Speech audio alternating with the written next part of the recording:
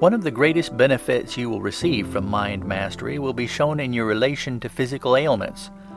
I do not go to the extreme of saying you can wish away the pain of an abscess in your tooth, but I do say you can lessen that pain by rising mentally superior to it and intoxicating yourself with the belief that you can stand the pain until nature breaks the abscess or the dentist relieves it. Pain and illness are merely nature's indicators that the normal conditions have been disturbed. It is a wise provision to you who have reason and willpower, for you can set about to relieve the causes which produce the effect, and you can do it in a natural way. Fruit, water, and exercise will relieve the constipation. A good sweat will cure the cold. Regulation of the stomach, fresh air, or resting the eyes will receive the headache, and so on. Willpower, diet, air, exercise, baths, sleep, relaxation, these are nature's medicines, and the greatest of these is willpower. Don't grumble or whine over every little pain or distress. The trouble will be gone in a short time if you exert your willpower and direct your mind away from your aches instead of upon them. It is because nature mends and cures that doctors thrive. It is not their medicines that cure, but your faith in the medicine and the doctor. You can just as well assert your faith without the doctor and without the medicine. There are 10 million people in the United States who do not take medicine, and there is less mortality among these non-medicine takers than there is among those who call the doctor for every little pain they have. In cases of contagious disease, acute troubles, accidents, or wounds, call the doctor, of course. I am speaking of the aches, pains, and ailments of the everyday type, which are small and not serious in themselves, but seem big because they are aggravated by mental ferment.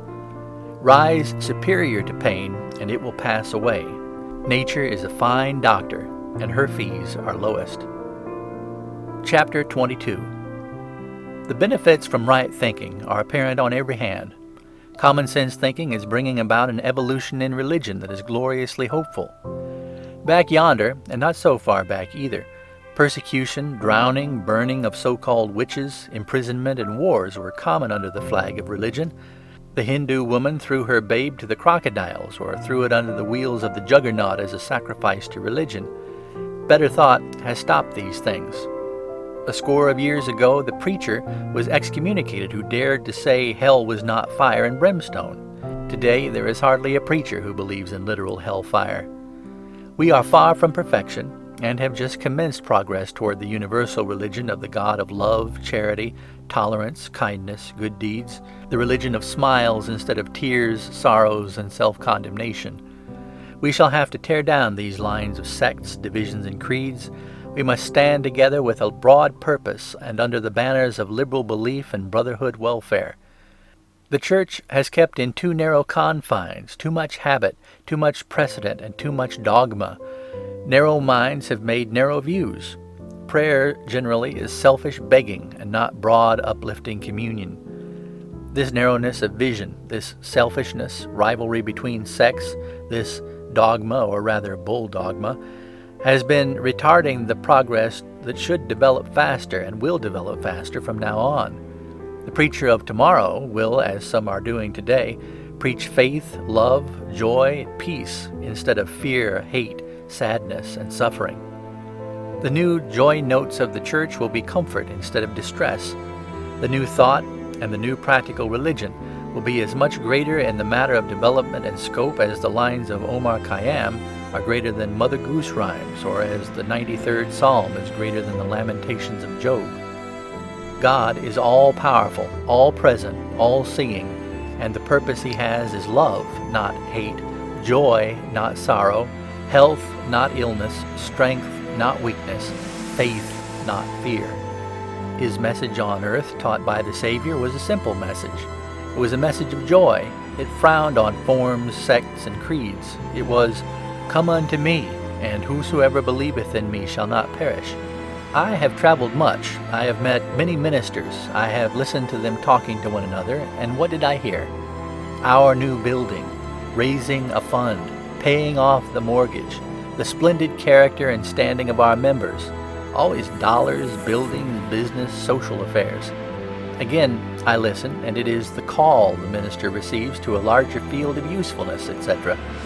The preacher and the pugilist usually go where they hang up the biggest purse, but times will change. There is to be a better condition, a broader religion, a happier religion of cheers, not tears, smiles, not frowns, faith, not fear. And the members will sing, "We must know each other here," instead of "we shall know each other over there." And you know this is so. I may jar some of my friends in this chapter, and those who do not know me may think I am not a member of a church. I am a Presbyterian, and give all credit to my church, but I know the church will progress. It has progressed from the old days of heretics, hellfire, and stern, sad faces. I was baptized in the church where there was no organ, and later when they put in an organ, the church divided. Religious thought has progressed, and it will not stop. That's what I mean. And I am looking ahead and trying to be a 7-day Christian during the evolution instead of a Sunday church attendant whose Christianity is witnessed only on Sundays. The progress toward the new universal creed of joy, love, hope, and charity is very rapid, and I am very certain my prophecy will come true. That prophecy is, creed must go, Christians must teach joy and love instead of sorrow and hate, and all sects must join the get-together plan. Chapter 23. There are countless sorrows and sufferings and tears in the world that you can never alleviate. The undertaking is too big for you or for me. The Supreme Being will look after all the big things and will be responsible for the general operation of the larger and more important things if you will just attend to the little things you can reach from where you are. Get yourself right. Do the best you can. That is your duty, and that is what is expected of you. If each unit in the general scheme is right, the grand result will be right. Don't you worry about the dying people in India, or fret yourself because people across the seas are warring with one another. Don't you bother about evils you cannot stop. Do the thing you can do. The world is getting better only as fast as each individual unit is better. Every optimist helps just so much. As a unit, your first responsibility is to do right and be right yourself in act and thought and deed. I'm going to tell the same thing to everyone who reads this book, and to ask each of you to tell the others, and perhaps the wave of good impulse will widen out far more than we hope for. Anyway, every unit who helps makes a general improvement. Get your own vision clear. Kill off your own fear thoughts. Establish and hold faith and uplifting thought, and you have wonderfully improved the unit. Be strong. Nothing can harm you. The things you think are worries now will be forgotten about day after tomorrow. You will pass through these little present troubles, or through the big ones, if you please, just as you have passed through scores of troubles yesterday and the day before, which you have forgotten. Tomorrow is unborn. Yesterday is dead. Today is yours. That's your cue. Today. You cannot change yesterday, nor help the things that have gone into the past. You must look forward, not backward. Do not worry about tomorrow until tomorrow has changed into today. Today is your day, and you are going to start now, this minute, to make the best of today. Even if you didn't start the day right, you are going to finish it right. Hereafter, each day you are to smile, to speak kindly and cheerily to everyone you meet. You will not do a mean act nor speak a word that is not true about anyone. And if the truth would hurt a person, then you will not tell it, but remain quiet. You are going to say, "I will," instead of "I can't." You are going to write your blessings with indelible ink and trace your misfortunes on the shifting sands at low tide. You are going to have faith, not fear. All these things you are going to do henceforth, and as a reward each night when your head touches the pillow, you will have a sweet happiness, and you will go into a sound, refreshing slumber. I am authorized by that truthful old preceptor of mine, experience, to promise you these blessings. If worry tries to whisper in your ear, laugh at him, for he cannot hurt you. Persistently direct your attention away from worry thought, and insistently keep your mind on good thought. Your own proposition is plenty big enough for you, so you must dismiss the responsibility about other people from your mind. Their troubles cannot be helped by your worrying about them. Help yourself first, and by your example and suggestion, show others the way to help themselves. Chapter 24. Centuries ago, a Chinese philosopher said, "The legs of the stork are long, the legs of the duck are short. I cannot make the legs of the stork short, neither can I lengthen the legs of a duck. So why worry?" The duck only brings misery to itself if it spends its time envying the long legs of the stork. The duck should be proud of its ability to swim. It can go out to the middle of the pond where the stork cannot wade. The duck that envies the stork his long legs is a pessimist. The duck that glories in its superior swimming powers is the optimist. Envy, born of pride and vanity, kills peace and contentment until you dismiss it from your life. Vanity and pride tells you you want fine clothes, a better house, or more money to spend, and you turn your eyes upon those objects as things necessary for your enjoyment. That longing is envy.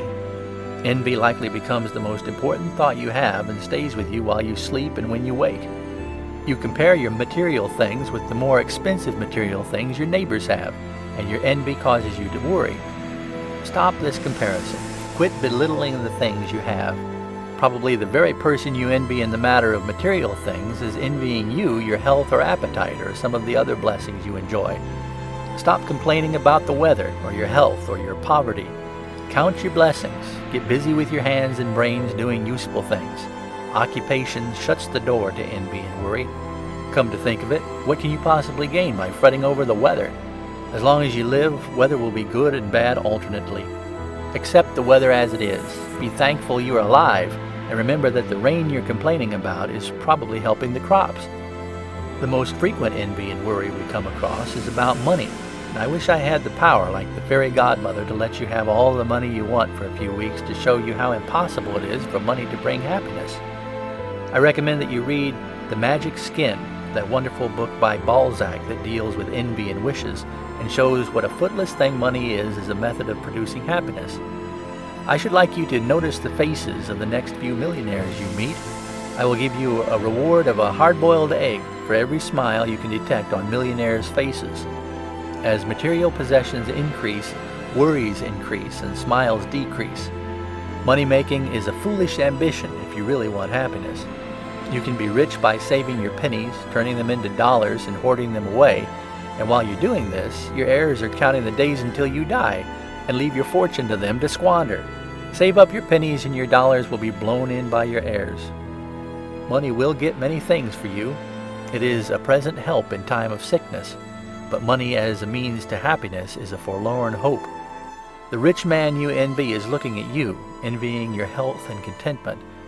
While you envy his gold and bonds and jewelry and automobiles, he is envying your energy and strength and courage and health. And these treasures are far beyond the ability of dollars to purchase. Chapter 25. It is a mistake to think that all men are born equal. Nothing in nature is equal. No two trees, no two blades of grass, no two of anything nature produces are just alike. The secret for you to solve is to get the best results from the equipment you have. I have seen a one-armed man row a boat and a one-legged man ride a bicycle, but neither of these men did a good job. The man fitted by nature to be a blacksmith is wasting his time taking lessons in millinery. You should not attempt any calling or ideal which accident or nature has unfitted you. You must find your gait, and the gait you can go best is the one for you to follow. Quote, "Life is a play, the world a stage," unquote, as Bill said. If you can't be the star, you can be captain of the Roman mob, or one of the mob, or even a scene shifter. The point is, you can enjoy the play as well as the star performer. There are to be master workmen and hewers of stone, and there are to be laborers. Those who are laborers today may be hewers of stone tomorrow, and day after tomorrow they may be master workmen. Those who progress are the ones who have the capacity, the strength, the ability, and the patience which entitles them to promotion. The master workman did not growl or complain when he was a laborer. He knew that his job as laborer was but a stepping stone to a larger future. It is right to have ambition, but you must not have ambition which is clearly beyond the capacity of your talents. Let your ambitions, above all things, be for peace of mind and happiness, and for a sufficiency to provide the necessary things of life for the loved ones, rather than an ambition for riches to provide the unnecessary things in life for your loved ones. Men are not equal in mental or physical powers. They're equal only in possessing the same opportunity to get happiness and joy and health. A few more years and we will all have vanished from this life. We will be equal only in physical stature in the grave. In the value of our souls, we shall be unequal in our measure, and gold will not be the rule used to differentiate. It will be a question of good deeds, and the measure of good deeds will be in proportion as you and I have had capacity and opportunity.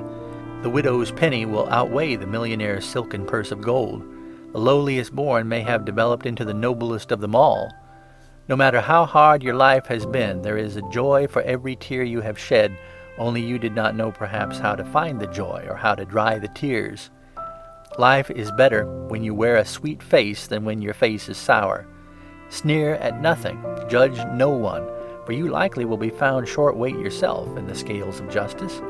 You are going to be charitable, because in your dark hours was learned what a beautiful thing charity was. You will be just and fair, because you have been unjustly treated. You have lost much, but you learned a splendid lesson in your loss, because you kept your self-respect and found out that the only real hard luck in the world is loss of life or loss of health. No one is going to get the best of you, because you have learned to keep the best for yourself. You cannot be kept down, because you will not be downhearted. You have learned that you can endure more than you thought, and you know the value of blessings like charity, justice, smiles, and you have learned that you came through all your troubles all right. From now on, your vision will be broader, fairer, and more charitable. You are going to hold on to faith and determination, to be bigger and better, while others scold on and worry and get smaller and smaller. You are not going to be a fatalist in thinking that all men are born equal, but you are going to thank your stars that you were born way above the average in mental capacity and ability.